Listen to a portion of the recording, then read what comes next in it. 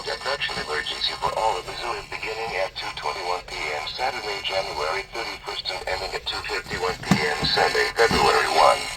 The Mansfield, Texas Police Department has issued an Amber Alert for a child abduction that occurred at Mansfield, Texas on January 30th, 2026 at 2 a.m.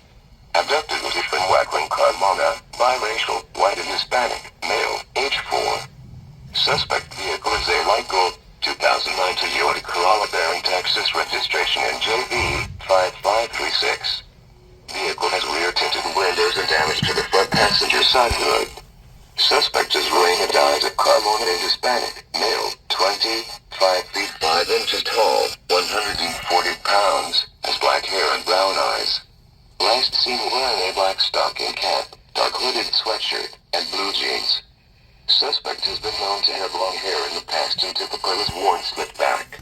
Victim Efrain Wackling Carmona is 4 feet 0 inches tall, 60 pounds, has black hair and brown eyes. Victim has curly hair and birthmark on the right calf.